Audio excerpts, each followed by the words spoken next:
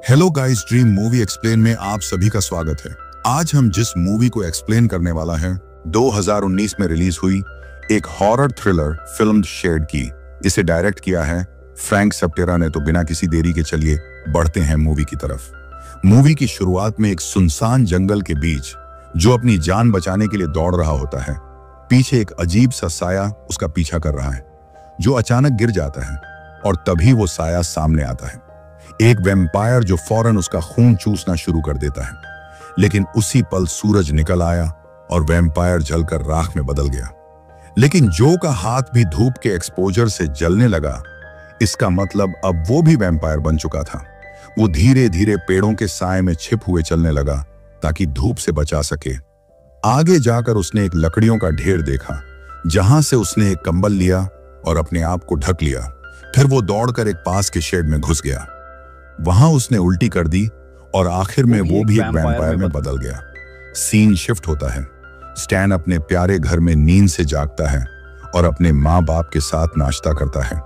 अचानक घर का माहौल बदल जाता है। उसकी माँ अचानक बीमार लगने लगती है।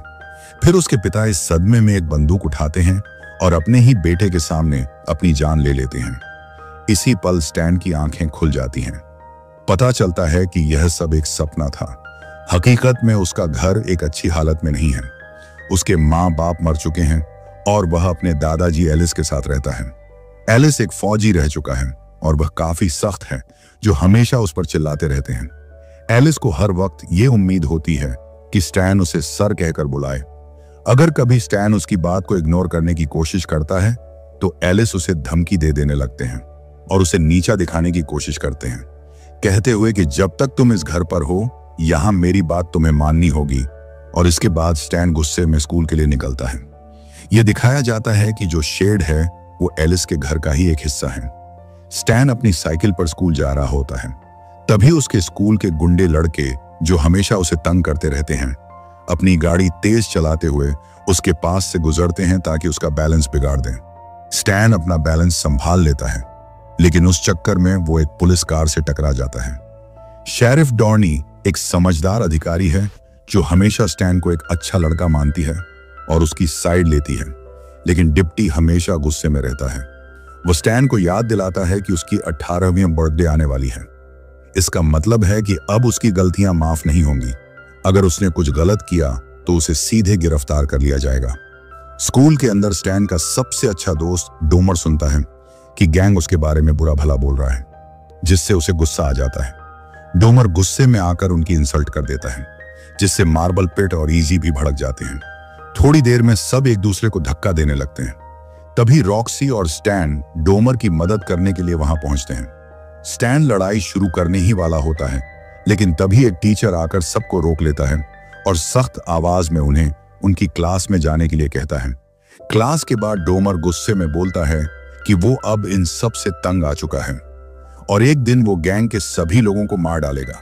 वो रॉक्सी के खिलाफ भी बात करता है जो पहले उनके साथ थी, लेकिन अब वो पॉपुलर बच्चों के साथ टाइम स्पेंड करना पसंद करती है। फिर भी स्टैन अपने क्रश को छोड़ नहीं पाता, उसके बारे में सोचता रहता है। बाद में स्टैन घर पर छुपकर अपने माँ बाप की तस्वीरें देख रहा होता है, लेकिन तभी एलिस उसे घास काटने के लिए चिल्लाते हुए बुलाता है। जब स्टैन बाहर जाता है तो देखता है कि कुत्ता शेड की तरफ भौंक रहा है, लेकिन स्टैन उसकी वार्निंग नहीं समझता और शेड में घुस जाता है। घास काटने की मशीन ढूंढते ढूंढते उसे टेबल पर कुछ दांत मिलते हैं। उसी पल वैम्पायर बाहर आता है और उस पर हमला करने की कोशिश करता है, जिससे स्टैन गलती से खिड़की खोल देता है। जलती हुई धूप वैम्पायर को पीछे रोक देती है और स्टैन शेड से बाहर भाग जाता है। स्टैन सोचता है कि कोई पागल साइको उसके शेड में छुपा हुआ है। स्टैन उसे चिल्लाते हुए बाहर आने के लिए कहता है और जब कोई जवाब नहीं मिलता तो वह कुत्ते को उसके पीछे भेज देता है। जैसे ही कुत्ता अंदर जाता है, उसकी चीखने की आवाज आती है और उसका सर शेड से बाहर फेंक दिया जाता है। इसे देख स्टैन इतना डर जाता है कि वह सीधा घर के अंदर भागता है एक हथियार लेने के लिए। तभी एलिस आता है और उसे डांटने लगता है। स्टैन अपने कुत्ते और उस पागल के बारे में बताता है, लेकिन एलिस को स्टैन की बातों पर यकीन नहीं होता। वह खुद जाकर देखने का फैसला करता है। स्टैन एलिस को समझाने की कोशिश करता है कि हमें पुलिस को बुलाना चाहिए, लेकिन एलिस नहीं सुनता। जब वह बाहर जाता है और अपने कुत्ते को मरा हुआ देखता है तो उसका दिल टूट जाता है। गुस्से में वो अपनी लाठी स्टैन को देता है और खुद एक लकड़ी का डंडा उठाकर शेड में घुस जाता है। कुछ देर तक बस सन्नाटा छाया रहता है। फिर एलिस शेड के अंदर से चिल्लाता है कि वहां कोई नहीं है, बस उसके कुत्ते की लाश है। लेकिन अचानक उसकी चीखें गूंज उठती हैं। वहीं अजीब और डरावनी आवाजें फिर से सुनाई देती हैं। इसके बाद आवाजें एकदम से बंद हो जाती हैं और एलिस गंभीर चोट के साथ दरवाजे से बाहर गिरता है। स्टैन अपने दादाजी की मदद करने की कोशिश करता है, लेकिन तभी वैम्पायर एलिस को खींचकर वापस शेड के अंदर ले जाता है और दरवाजा बंद करके उसे खत्म कर देता है। स्टैन बुरी तरह से डर जाता है। वो तुरंत शेड का दरवाजा एक डॉग चेन से लॉक कर देता है, लेकिन एलिस का खून दरवाजे के नीचे से बहता हुआ बाहर आता है। खौफ और सदमे में स्टैन भागते हुए घर जाता है और एलिस की रखी हुई बियर उठाकर पीने लगता है, जो उसने पहले कभी नहीं पी थी। स्टैन पुलिस को फोन करने की सोचता है, लेकिन उसे याद आता है कि वह पहले से ही प्रोबेशन पर है और यह सब उसके ऊपर आ सकता है। डर के मारे वह फोन छोड़ देता है और तय करता है कि पहले शेड को अच्छे से सील करेगा ताकि वैम्पायर वहां से भाग ना सके और किसी और को नुकसान ना पहुंचा पाए। उस रात अचानक स्टैन के बेडरूम का दरवाजा कोई खोलने की कोशिश करता है। उसे लगता है कि शायद एलिस है, लेकिन जब वह बाहर आता है तो कॉरिडोर में कोई नहीं होता। पावर भी चली गई होती है और एक अजीब सी गुनगुनाहट में उसे एलिस की आवाज सुनाई देती है। वो एलिस के कमरे में जाकर चेक करता है, लेकिन तभी पीछे से एलिस जोर से उसका नाम चिल्लाता है। स्टैन पलट कर देखता है, लेकिन वहां कोई नहीं होता। अब ये आवाजें नीचे से आने लगती हैं। स्टैन डरते हुए शेड तक जाता है, जहां एक अजीब सी रोशनी चमक रही होती है। अब आवाज और गहरी और डरावनी हो जाती है। एलिस की आवाज कहती है, स्टैन, तू चाहता था मैं मर जाऊं। और उसी वक्त स्टैन एकदम से अपने कमरे में जाग जाता है। पता चलता है कि यह सिर्फ एक सपना था। अगली सुबह स्कूल में रॉक्सी स्टैन से बात करने की कोशिश करती है, लेकिन उसी वक्त मार्बल बीच में आकर अपने होमवर्क में मदद मांगता है। रॉक्सी को पता है कि उसका मार्बल के साथ रहना स्टैन को पसंद नहीं है, क्योंकि मार्बल का बिहेवियर काफी टॉक्सिक है। लेकिन रॉक्सी सिर्फ इसलिए मार्बल के साथ है ताकि अपना आखिरी साल बिना बुली हुए निकाल सके। स्टैन को लगता है कि यह फैसले सिर्फ हाई स्कूल तक नहीं रुकते, बल्कि यह पूरी जिंदगी तक उनका पीछा करते हैं। उसके मन में बहुत कुछ चल रहा है और वो एलिस के साथ जो भी हुआ उसके बारे में कन्फेस करने का सोचता है। स्टैन फिर अपनी बात पूरी करने ही वाला होता है कि तभी डोमर बीच में आ जाता है, जो स्टैन को इरिटेट कर देता है। गुस्से में स्टैन वहां से अकेला चला जाता है। स्कूल से निकलते वक्त गैंग फिर से डोमर का मजाक उड़ाता है। इस बार डोमर गुस्से में उन्हें 2 उंगलियां दिखा देता है। इससे वो और भी ज्यादा गुस्से में आ जाते हैं और उसका पीछा करते हैं। घर पर स्टैन देखता है कि शेड का दरवाजा हिल रहा है। वो जल्दी से एक बैट उठाता है और धीरे धीरे शेड के करीब जाता है। अचानक वैम्पायर शेड का दरवाजा तोड़ देता है और स्टैन का गला पकड़ लेता है, जिससे स्टैन को उसका डरावना चेहरा दिखता है। तभी सूरज की रोशनी से वैम्पायर के हाथ जलने लगते हैं, जिससे स्टैन को अपने आप को छुड़ाना आसान हो जाता है और वैम्पायर फिर चला जाता है। इसी दौरान डोमर वहां आ जाता है, खून से लथपथ, और गुस्से में स्टैन से चिल्लाते हुए कहता है, तूने मुझे अकेला क्यों छोड़ दिया? स्टैन उसे समझा आता है कि एलिस और उसका कुत्ता मर चुके हैं और शेड में एक मनस्टर है। डोमर उस पर यकीन नहीं करता तो स्टैन कहता है कि वह खुद ही जाकर देख ले, लेकिन पहले वो कुछ चीजें उठाता है ताकि दरवाजे के छेद को बंद कर सके। अचानक डोमर अपना नाम सुनने लगता है और जब वह करीब जाता है तो एक वैम्पायर दरवाजे पर दिखाई देता है। स्टैन तुरंत उस छेद को बंद करने के लिए भागता है और डोमर उससे कील लगाने में मदद करता है। उसके बाद डोमर एक्साइटेड हो जाता है क्योंकि उसे लगता है कि वो मॉन्स्टर का इस्तेमाल गैंग को मारने के लिए कर सकते हैं। लेकिन स्टैन को लगता है कि यह कुछ ज्यादा हो रहा है। वह किसी भी कत्ल का हिस्सा नहीं बनना चाहता और ना ही डोमर को ऐसा करने देगा। स्टैन डोमर को वादा करने के लिए कहता है कि वह इस बारे में किसी को नहीं बताएगा और ना ही ऐसा कुछ करेगा। डोमर मान जाता है। रात के समय स्टैन एक चाकू लेकर अपने बिस्तर पर लेटा होता है और एक पुरानी वैम्पायर मूवी देख रहा होता है ताकि उनकी कमजोरियों के बारे में जान सके। उस मूवी में बताया जाता है कि वैम्पायर्स को सूरज की रोशनी से जलाकर या दिल को पर लगे एक नॉटी पोस्टर से निकलकर स्टैन के पास आती है और उसके साथ इंटीमेट होने लगती है। लेकिन अचानक वह रॉक्सी एक भयानक वैम्पायर में बदल जाती है और स्टैन को काट लेती है। स्टैन घबरा कर उठ जाता है। यह एक नाइटमेयर था। परेशान होकर स्टैन गुस्से में पोस्टर को फाड़ देता है। फिर स्टैन शेड के ऊपर चढ़ जाता है और छत में ड्रिलिंग मशीन की मदद से छेद करने लगता है ताकि सूरज की रोशनी शेड के अंदर पहुंच सके और वैम्पायर को मार सके। लेकिन शेड के कोने में अब भी काफी छांव थी जहां वैम्पायर आराम से छिपा हुआ था। उसी समय शेरिफ डॉर्नी स्टैन से मिलने आती है और एलिस के बारे में पूछताछ करती है। स्टैन कह देता है कि एलिस घर पर नहीं है, लेकिन डॉर्नी को शक होता है क्योंकि एलिस की कार बाहर खड़ी होती है। स्टैन यह दावा करता है कि उसे नहीं पता एलिस कहां गया और इसे उनकी शराब पीने की आदत पर डाल देता है। शेरिफ डॉर्नी फिर उसे बताती है कि ऊपर की ओर रहने वाले एक परिवार के सारे खरगोश मारे गए हैं और जब उस परिवार के आदमी ने चोर को पकड़ने की कोशिश की तो वह खुद भी गायब हो गया। जब डॉर्नी उस आदमी की तस्वीर दिखाती है तो स्टैन पहचान जाता है कि यह जो ही है, लेकिन झूठ बोलते हुए कहता है कि वह इस आदमी को पहली बार देख रहा है। डॉर्नी को शक होता है और वह जोर देती है कि स्टैन को वह स्कूल छोड़ देगी जब तक स्टैन तैयार हो रहा होता है। डॉर्नी एलिस की लाठी जमीन पर पड़ी हुई देख लेती है। स्कूल में रॉक्सी स्टैन के खम को लेकर चिंतित होती है, लेकिन उनका यह मोमेंट फिर से एक गंदा सेक्सिस्ट कमेंट सुनकर बर्बाद हो जाता है जो मार्बल बोल रहा होता है। स्टैन रॉक्सी की तरफ से उसे जवाब देता है, पर मार्बल रॉक्सी के खिलाफ घटिया बातें करने लगता है।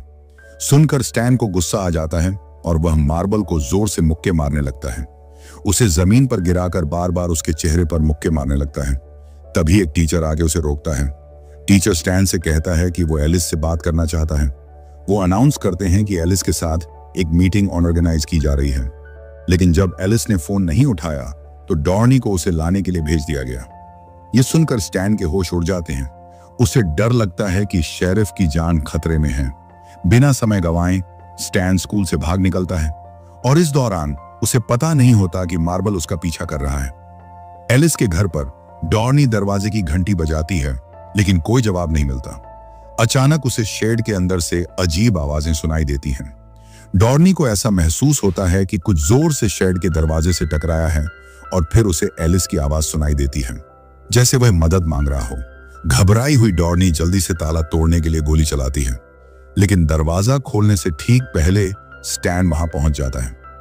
डॉर्नी अपनी गन उस पर तान देती है और स्टैन उसे समझाने की कोशिश करता है कि शेड में एलिस नहीं बल्कि जो है, जो अब एक वैम्पायर बन चुका है।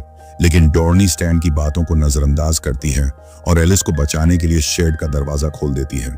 दरवाजा खुलते ही जो तुरंत डॉर्नी पर हमला कर देता है वो उसकी गर्दन में काट लेता है और फिर उसका हाथ तोड़कर उसे शेड के अंदर खींच लेता है ताकि अपनी भूख मिटा सके।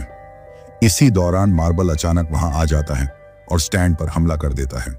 तभी एक गोली चलने की आवाज सुनकर मार्बल रुक जाता है। उसके हाथ एकदम से थम जाते हैं। तभी डोमर डोनी की बंदूक उठाता है और एक और गोली चलाकर मार्बल को रुकने पर मजबूर कर देता है। स्टैन उसे शांत करने की कोशिश करता है, लेकिन डोमर कायम रहता है और मार्बल को शेड के अंदर जाने के लिए कहता है। स्टैन बार बार डोमर को रोकने की कोशिश करता है, लेकिन उसका कोई असर नहीं होता।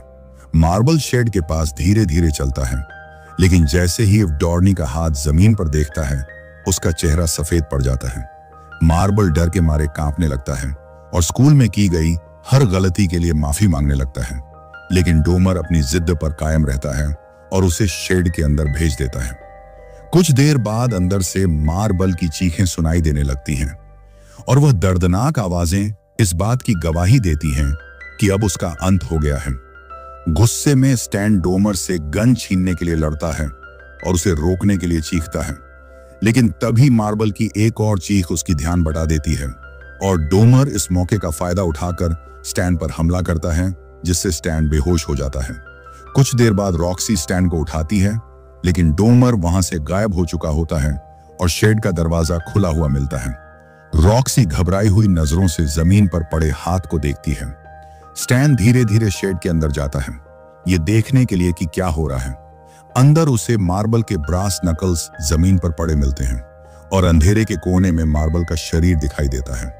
जैसे ही स्टैन मार्बल की लाश के पास जाता है वो गिर जाती है और पीछे से डोमर एक वैम्पायर के रूप में प्रकट होता है। डोमर बताता है कि जो अभी जा चुका है लेकिन वह जल्द ही वापस आएगा। वह धीरे धीरे स्टैन की तरफ बढ़ता है। उसे इस बात की परवाह नहीं होती कि धूप की रोशनी उसके शरीर को जला रही है। उसी वक्त रॉक्सी की नजर डोमर पर पड़ती है और वह जोर से चीखने लगती है। इस डिस्ट्रक्शन का फायदा उठाकर डोमर स्टैन पर हमला करने की कोशिश करता है, लेकिन स्टैन तुरंत पास पड़ी एक लकड़ी उठाकर उसे मार देता है। इसके बाद स्टैन जल्दी से शेड का दरवाजा बंद करता है और घबराई हुई रॉक्सी को गले लगाता है। लेकिन उनका डर अभी खत्म नहीं होता, क्योंकि अचानक डोमर शेड से बाहर निकल आता है। डोमर माफी मांगता है, लेकिन तब तक धूप उसके शरीर को जलाने लगती है। स्टैन उसे बचाने के लिए एक शीट लेकर आता है, पर तब तक बहुत देर हो चुकी होती है। फिर स्टैन सब कुछ रॉक्सी को बता देता है और वो दोनों रात के लिए तैयारी करने लगते हैं। स्टैन और बॉक्सी ने डोमर की डेड बॉडी को शेड में रखा और खुद घर के अंदर जाकर हर खिड़की और दरवाजा सील कर दिया। फायर प्लेस में आग जलाकर उन्होंने कुछ लकड़ियों से स्टेक्स बनाए और घर में जितनी छुरियां मिल सकती थी सब इकट्ठा कर ली। स्टैन अपने आप को इस सब के लिए जिम्मेदार मानता है, लेकिन रॉक्सी उसे दिलासा देती है। जैसे ही रात होती है, पता चलता है कि जो जंगल की मिट्टी के नीचे छुपा था और अब वो वापस आ रहा है। उस वक्त घर के दरवाजे पर पिट और ईजी दस्तक देते हैं और गुस्से से मार्बल के बारे में पूछते हैं। रॉक्सी और स्टैन उन्हें वापस जाने के लिए कहते हैं, लेकिन ईजी को कुछ अजीब सा महसूस होता है। जब एक परछाई में एक शख्स दिखाई देता है, ईजी डर के मारे पिट को बंद करने की कोशिश करता है, लेकिन पिट अपनी बात पर अड्डा रहता है और बहस करता रहता है। अचानक एक हाथ ऊपर से आता है और ई को छत पर खींच लेता है। उसका खून गिरते हुए नजर आता है। जब ये सब हो रहा होता है, तब पिट को असली हालत समझ में आती है। स्टैन और रॉक्सी के पास कोई दूसरा रास्ता नहीं होता, तो वो पिट को अंदर आने देते हैं। उसी वक्त जो पावर बॉक्स को तोड़ देता है और पूरे घर में अंधेरा छा जाता है। स्टैन को लगता है कि वो अब सेफ हैं, क्योंकि उन्होंने सभी दरवाजे और खिड़कियां सील कर दी हैं। लेकिन तभी उन्हें याद आता है कि उन्होंने छत वाली खिड़की को लॉक नहीं किया है। उसी वक्त ऊपर से अजीब सी आवाजें सुनाई देने लगती हैं, जो अब छत से घर में घुसने की कोशिश कर रहा है। स्टैन और रॉक्सी डिसाइड करते हैं कि उन्हें ऊपर जाकर चेक करना चाहिए, इसलिए वो स्प्लिट करते हैं ताकि हर कोई अलग अलग कमरों में जाकर देख सके। स्टैन को किसी कमरे में कोई नहीं मिलता, लेकिन उसे अपने दादा एलिस की बंदूक मिल जाती है। दूसरी तरफ रॉक्सी बहुत घबराते हुए स्टैन के बेड के नीचे चेक करती है, लेकिन वहां भी कुछ नहीं मिलता। इसी बीच पिट एक खुली हुई खिड़की देखता है और उसे बंद करने के लिए आगे बढ़ता है, बिना यह देखे कि फर्श पर टूटे हुए शीशे हैं। जब वो मुड़ता है तो एक वैम्पायर बन चुका ईजी उस पर अटैक करता है। उसी वक्त रॉक्सी पर हमला होता है और उसे उठा के एटिक में ले जाया जाता है। स्टैन रॉक्सी की चीख सुनकर उसे बचाने के लिए भागता है, लेकिन उसका रास्ता ईजी और पिट रोक लेते हैं। डर से स्टैन एक कमरे में दौड़कर जाता है और एक चेयर से दरवाजा लॉक कर देता है ताकि बुलेट्स ढूंढ सके, जबकि पिट एक एक्स से दरवाजा तोड़ने की कोशिश करता रहता है। जैसे ही स्टैन गन को लॉक करता है, वो गन को पिट के मुंह में डालकर गोली चला देता है और एक साथ दोनों वैम्पायर्स को खत्म कर देता है। एटिक में रॉक्सी पर जो अटैक करने ही वाला होता है, लेकिन उसी वक्त स्टैन वहां आ जाता है और उसे इंटरप्ट करता है। स्टैन गोली चलाता है और पहली गोली जो कि हाथ को चोट पहुंचाती है, लेकिन जो इतना फास्ट होता है कि वह जल्दी से गन छीन लेता है और स्टैन को दूसरी गोली चलाने का मौका नहीं मिलता, जो का इरादा अब रॉक्सी पर अटैक करने का होता है। लेकिन उसी वक्त स्टैन चिल्लाता है और वह छुरी फेंकता है, जो उसे बच जाता है, लेकिन छुरी गलती से रॉक्सी के कंधे पर लग जाती है। फिर जो दोबारा स्टैन का गला घूंट की कोशिश करता है, लेकिन अब रॉक्सी को एक्स मिल जाती है और वो एक ही बार से जो का सर काट देती है। अब सब कुछ खत्म हो चुका होता है। स्टैन और रॉक्सी सभी लाशें शेड में डालते हैं और आग लगा देते हैं। सुबह जब वो कार के अंदर जागते हैं, तब उन्हें एहसास होता है कि उन्होंने ट्रंक को लॉक नहीं किया और कुछ चीज ट्रंक में हिलती दिखाई देती है, जो अब खुलने वाली होती है और ये मूवी यहीं पर खत्म होती है। कमेंट में बताना आपको ये मूवी कैसी लगी। अगर वीडियो पसंद आई हो तो वीडियो को लाइक कर देना और ऐसे ही वीडियो और देखना चाहते हो तो सब्सक्राइब कर लो।